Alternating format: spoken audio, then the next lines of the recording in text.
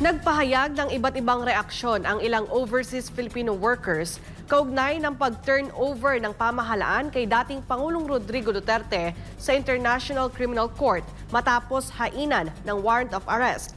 Ayon sa mga OFW, hindi makatarungan ang ginawang hakbang ng kasalukuyang administrasyon.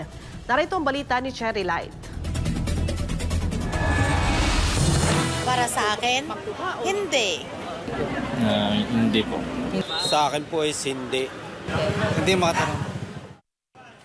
Para kay Belinda, isang OFW sa Canada, hindi makatarungan ng pagsuko kay dating Pangulong Rodrigo Duterte dahil sa mga nagawa nito noong siya ay presidente pa ng Pilipinas. Mas makatarungan pa niya ang ginawa ng dating Pangulo na war on drugs kaysa sa kasalukuyang administrasyon. Para sa akin, nangyari na yung nangyari eh. He did a lot of things for the country. So bakit kailangan siyang parusahan ng ganon, di ba? Yung tungkol sa mga drug addict. I mean, hindi masamang pumatay kung masamang pumatay. Pero mas maraming mamamatay kung hindi niya ginawa yon. Para naman kay Edward, isang seaman, si Duterte ang pinakamahusay na Pangulo dahil sa suporta nito sa mga OFW as seafarer noong pandemya. Yung pagsuporta sa amin hanggang maihatid kami mula airport hanggang sa aming bahay. Hindi ko po malilimutan yun.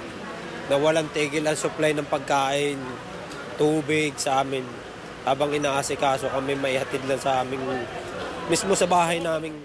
Kaya ang ginawa nila sa dating Pangulo ay hindi makatarungan. Hindi po makatarungan yun. Sinorpresa siya eh. Hindi man lang siya binigyan ng pagkakataon na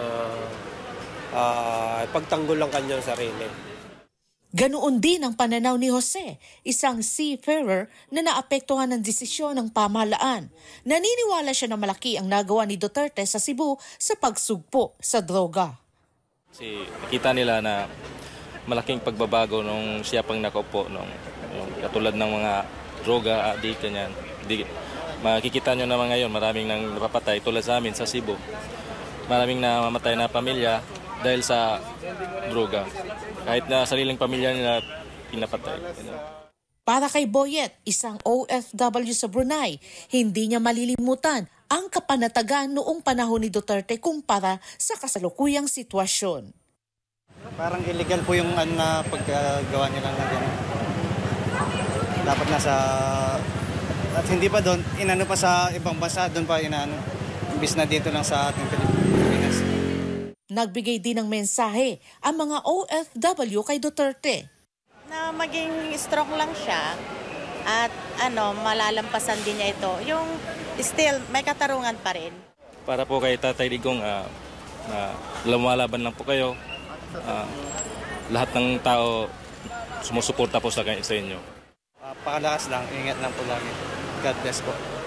Para sa Diyos at sa Pilipinas kung mahal, Cherry Light, SMNA News.